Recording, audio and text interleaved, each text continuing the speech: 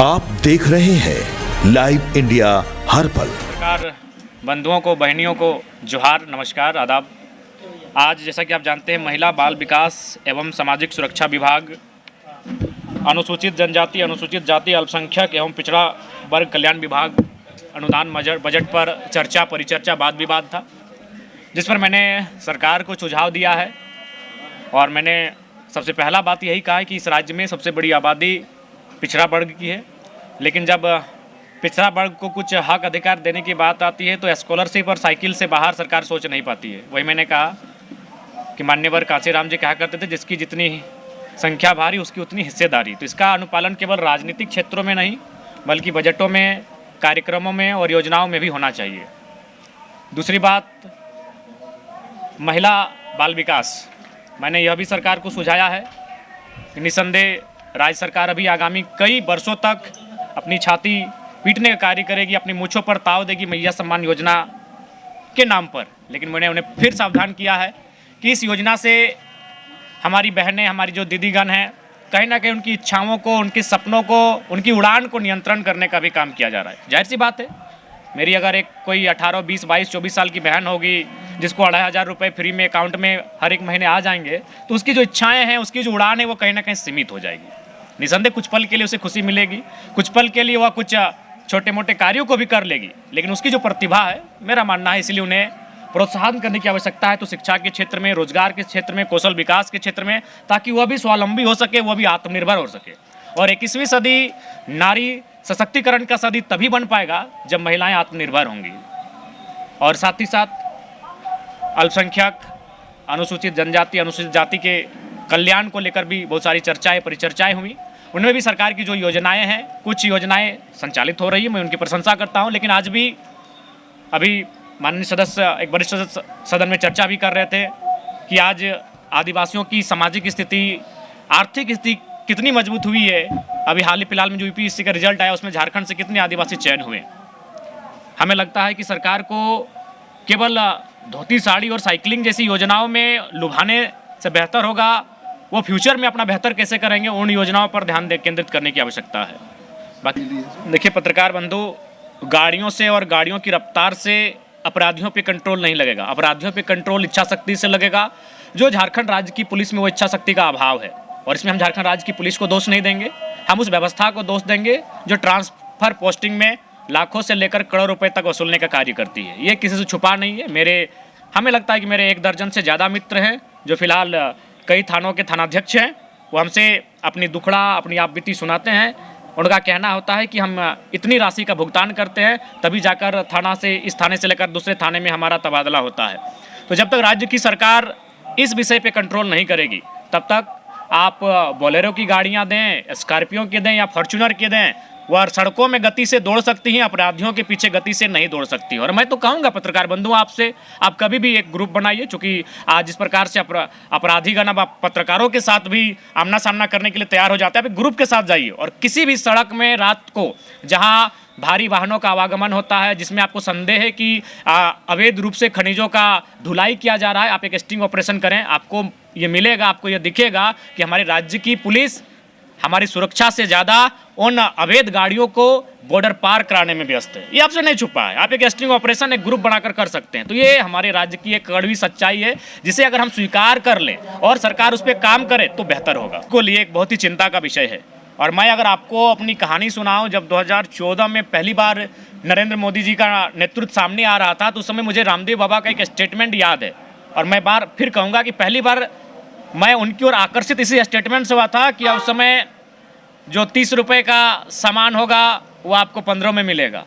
ये तेल जो विदेशों से आते हैं, उनमें राज्य और केंद्र की सरकार टैक्स लेती है, हम आएंगे तो टैक्स नहीं लेंगे। जो तेल आप 50 रुपये खरीद रहे हैं वो आपको 35 में मिलेंगे। ये बहुत बड़े वादे थे उनके, लेकिन उनको पूरा करना तो दूर की बात है। और हम महंगाई को आसमान छू रहे हैं। इसका कारण है कि हमारी जो फॉरेन स्ट्रेटजी है, विदेश नीति हमारी जो है, कहीं ना कहीं फेलियर हो रही है। चाहे किसी भी मामले में आप जाके बात करें, चाहे हमारा अमेरिका के साथ पिछले कुछ चंद महीनों में जो हमारा व्यवहार रहा अमेरिका के साथ, एक सशक्त देश का राष्ट्रपति खुले मंचों पर मीडिया में हमारे देश के प्रधानमंत्री को कई बार उन्होंने कहा ऐसे शब्द कहा कि एक सहनीय शब्द नहीं थे, लेकिन हमारे प्रधानमंत्री उसकी प्रतिकार नहीं कर पाए। तो ये सारी चीज़ें बता रही कि हमारी जो फॉरेन पॉलिसी है, विदेश नीति है, वो किस प्रकार से आज मैंने कह सकते हैं कि मैंने बेहतर नहीं हो पाई। उसी का एक परिणाम स्वरूप है, चूँकि ये सारे जो ईंधन है उसका हम लोग विदेशों से वो हमारे देश में आते हैं, विशेषकर खाड़ी देशों से आते हैं। और मुझे लगता है कि हमारी इस पर दूरगामी सोच ना होने के कारण इसका कहीं ना कहीं प्रभाव पड़ रहा है। आने वाले भविष्य में हमें लगता है कि हम लोग और ज़्यादा आर्थिक बोझ अपनी जनता पर डालने का काम करेंगे, तो उससे बेहतर होगा कि प्रधानमंत्री जी अपने केंद्र शीर्ष नेतृत्व के साथ बैठे और इन विभागों के एक्सपर्ट के साथ एक बैठक करें और सबसे पहला प्रयास करें कि स्टॉक किया जाए। अगर आप स्टॉक नहीं करते हैं तो आने वाले दिन हालत बद से बदतर होंगे। स्वास्थ्य मंत्री नहीं, ये तो बस केवल एक स्टंट है, क्योंकि वो मीडिया फोबिया हैं। वो चाहते हैं कि बने रहें, तो मैं बने रहने के लिए वो कार्य किए हैं। बाकी अगर सही में ऐसा है तो रोज़ आए, और रोज़ ही आए, बिल्कुल सामने तो है ही।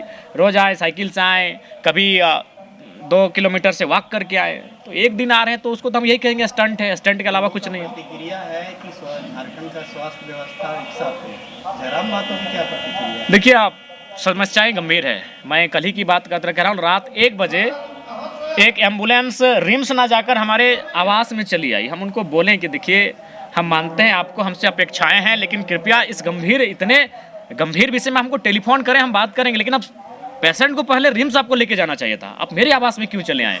तो कह सकते हैं कि लोगों को समझ सकते हैं कि उनकी परेशानियां कितनी हैं कि वो रिम्स ना जाकर हमारे पास है। फिर हम रात को देवेंद्र जी को बोलें कि आप कहाँ हैं, जाइए। और फिर अपना हमारे आवास से एक साथी थे, उनको हमने बैठाया, बोला इनको जाके रिम्स तक पहुँचा के आइए।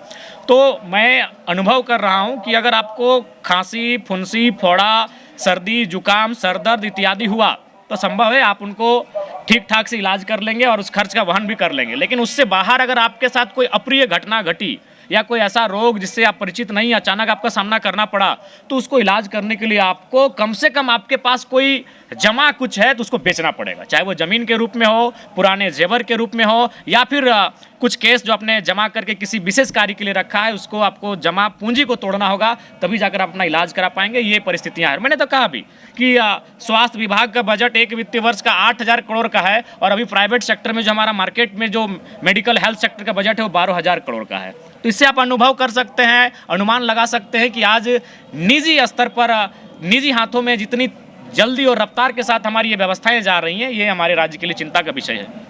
देखिए, मैं कभी कभी मानता हूं कि मैं एक इंसान मात्र हूं और हमारी शक्तियां भी निहित कुछ सीमित हैं, लेकिन मैं अपने तरफ से बहुत प्रयास करता हूं कि उनकी समस्याओं का समाधान हो सके। बिल्कुल, बहुत सारे लोग धरने पर बैठे हैं, कई विभाग के लोग हैं जो धरने पर आकर लगातार बैठे हैं, हमारे पास भी आते हैं और यथासंभव हम उनकी मदद करने का प्रयास करते हैं और आगे भी करेंगे। लेकिन मुझे लगता है कि विधायक होने के नाते हम लोग सीमित हो जाते हैं। सरकार को उन विषयों पे गंभीर चिंतन करने की आवश्यकता है। मैं तो सरकार को आपके माध्यम से सुझाव भी दूंगा कि जितने लोग धरने पर बैठे हैं, सरकार एक अपना प्रतिनिधिमंडल भेजे और सभी से बैठकर बात करे, उनकी जो मांगे हैं वो सरकार उन्हें कलेक्ट करे और उस पर विचार करे। मैं ये नहीं कह रहा हूँ कि उनके 10 मांगे हैं तो 10 को आप त्वरित पूरा कर दे।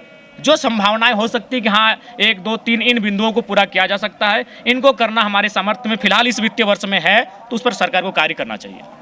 धन्यवाद।